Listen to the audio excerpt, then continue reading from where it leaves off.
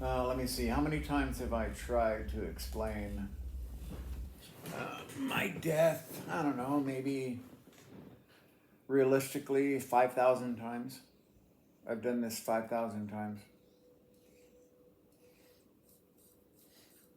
I mean, since I got on YouTube. Since I got on YouTube. YouTube had been around for a week, I guess. And it was easy to get subs then. I had over 1 million subs.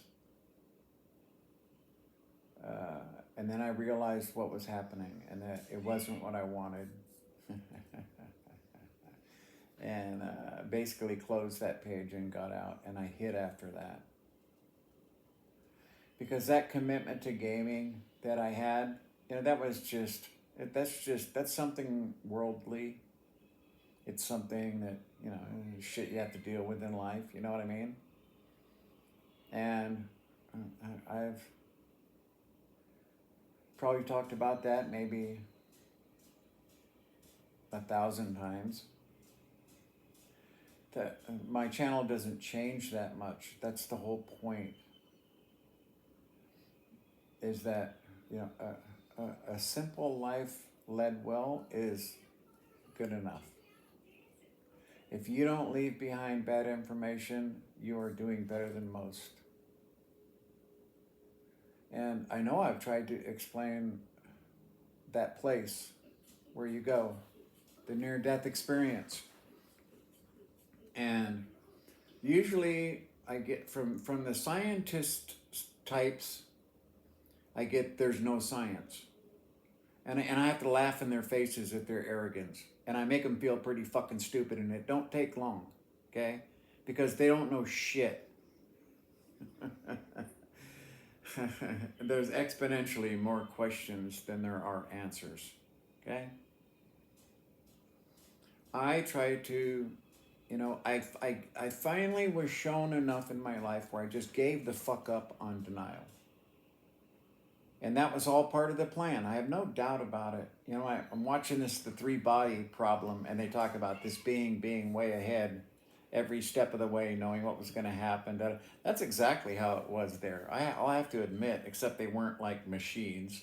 These were like nothing but love and understanding. That's what these beings consisted of. And that place was only shown to me in a way I could understand. That's not what it's like there. Okay? It's information. All I did was ask questions. This is why people like to discuss my near-death experience, because of how many questions I asked and how it was different than most people's. And I believe that's because there was a plan for me to come back. It was different than a suicide type situation. I was supposed to go back, and some people are told you got to go back. Not everyone is, and see that, and again, this is how mine was slightly different, okay? Because people have been told, oh, you have to go back. What I was told was, because I just drowned, and I think I volunteered for the fucking job, okay? Because I just drowned, I died. But evidently, God had an option. There was a 1.1 in there somewhere, because the only guy, who fucking knows how many counties, 1,000 miles around from that place, would have had all the requisite skills to save me. Mental, physical, knowledge. I finally gave up. I gave up. I've always thought about that miracle in itself. Because when you hear about a miracle, right? I talk about the guys who crashed their airplane. And both of them lived through the accident, but they were both badly burned, and they weren't going to make it. And they're sitting against a tree, and this woman comes over who saw the accident, and she just happens to be this world transect champion. In other words, she can run through the wilds. And that's what she does as a fucking sport. And she ran 25 miles through the fucking wilderness to get help for these guys. Who else could have come along? Anyone else would have just been able to console them, try to help them, make them feel as comfortable as possible. Okay, but there's no way you're going to save their lives. And I firmly believe she was supposed to be there at that time. I absolutely believe in that. Now, for me, that's a miracle, but it's just a coincidence of information. And it's exactly like the guy that saved me, okay? He had every skill necessary. He was probably the only fucking guy around that could have done what he did, okay? I mean, this guy was everything, right? Smart, athletic, knowledge. I mean, this fucking guy, he was paying attention. He knew when to say, okay, enough is enough, I'm going. I mean, the guy, I mean, as far as he knew, I could have been under that barge jacking off. He didn't fucking know shit, okay? It was his job to be there that day. And it's my job to tell you not to fear death. That fear you have of death, look, don't think that I don't feel that instinct too, because I do. Because that's what keeps us alive, okay? If everyone knew what came next, we'd all be fucking committing suicide tomorrow. I'm telling you. Okay? That's why it's not allowed. That's why it's the one thing not allowed, is to leave a gap in this crystal of reality that's growing. That's not allowed. And see, I was told I could stay there as long as I wanted. They didn't say forever. I should have known better. That was a trick. That was a trick fucking statement, okay? They said, you can stay here for as long as you want, but you can't have that. And when they turned to me, they showed me God. And it wasn't where I was. There was a barrier between us. There was another dimension, maybe, I guess. I don't know. Above my pay grade, I can't explain it. All I can say is that there was this fence. There was this ornate gate, kind of a fence thing that was huge. And it stopped me from going that direction. And it didn't just stop me, it was a symbol for, like a human being would understand, the gates of heaven, right? Maybe others have been shown this, and that's how some of these sayings come along. People have the near-death experience all the time. Okay, humans are pretty frail, and we come close to dying a lot.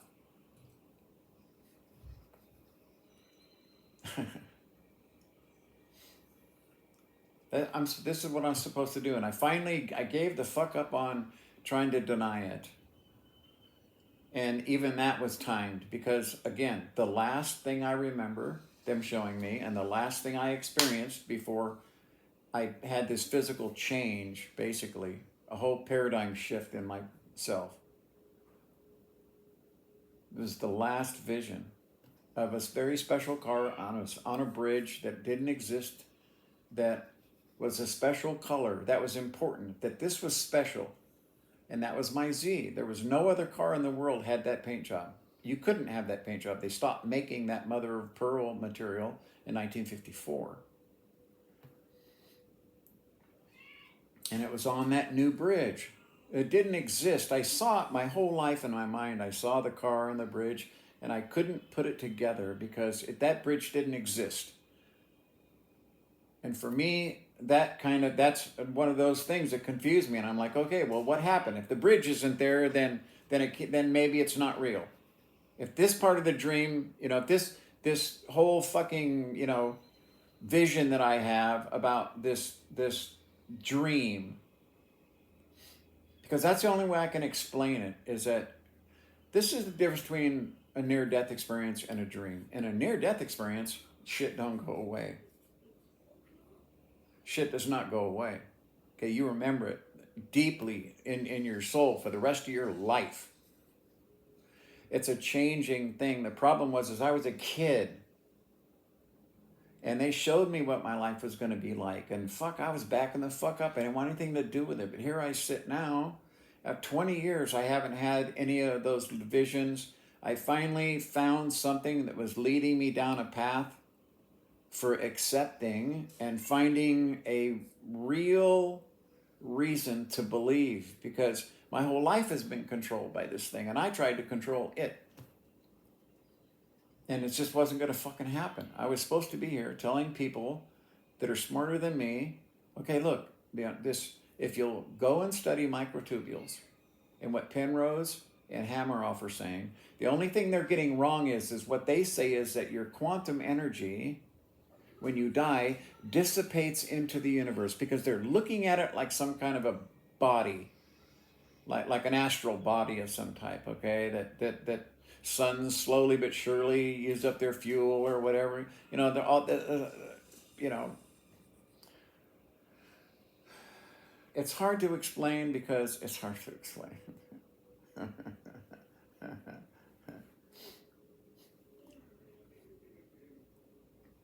I can tell you it was intense.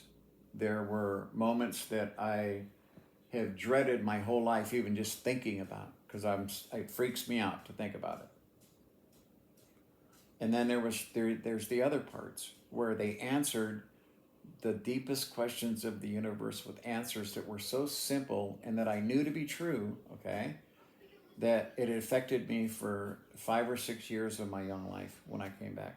Seriously affected me. I mean, my mom was very worried. She thought that I had sustained brain damage during my drowning because I had been dead for so long. I know that 6 minutes was what it took to get me from him to realize I was in trouble. 150 yards in, find me, 150 yards back. Some ladies started timing him when he started working on me, and that was 6 minutes. So I was dead for at least 8 or 9 minutes, minimum, probably closer to 10. And my mom thought that I had sustained brain damage because I was so insistent on going to churches. And I told her about my experience and shit, but I couldn't explain it in a way that made any sense because I was too young. But she did it. She took me to every single church, and I would walk through the door, and I'm like, this is evil. This is evil. That's what I felt. It was evil. It wasn't just, this isn't what I'm looking for. It was the exact opposite of that. Which is why I despise religion to this day, okay? It takes advantage of people and doesn't lead them towards a true answer of where God exists. He's right next to us. These dimensions are very close.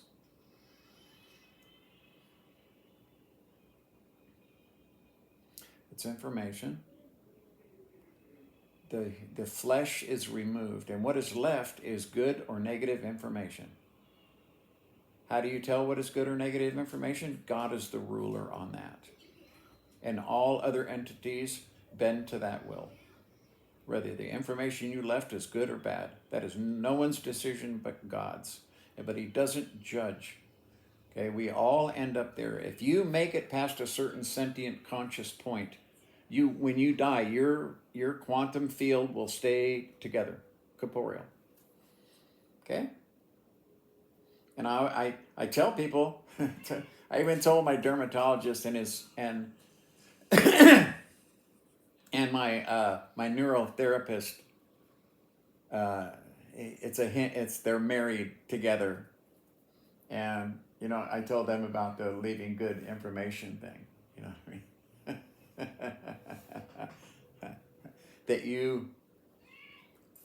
It makes a difference. It makes a difference if you lie to yourself to get something you want. That's selfishness, and it doesn't harm anyone but yourself. If you lie to harm someone else, that's different. If you lie to cause harm to more than one person, that's different. I mean, there's an infinite number of those things, okay? No, every sentient conscious being that has ever existed in the universe, up to that point, I think. That's just, I don't know that. It could have been all that will ever exist. I don't know. But that circle of beings, I told them, we're on the edge. We're out there. Yes, there are beings that made it, that are conscious and sentient, and there are beings, but not many. I would say maybe thousands, okay? But this direction is trillions of different species. Untold number of species. The ones I remember most, because even the ones that were next in line, I don't really remember them other than they were a little bit shorter. It kind of tapered from God downwards, height-wise. like this, and then everything else was level for the rest of the way out. But there was a group here that were taller and bigger than the rest. And the ones that were closest around the pillar of light, who could stand to be there, I think there were 6, 7, 8 of these beings, and they looked like tree stumps. That's what they look like, tree stumps. I can think of a zillion scientific reasons why a species that wanted to be long-lived would mimic trees, but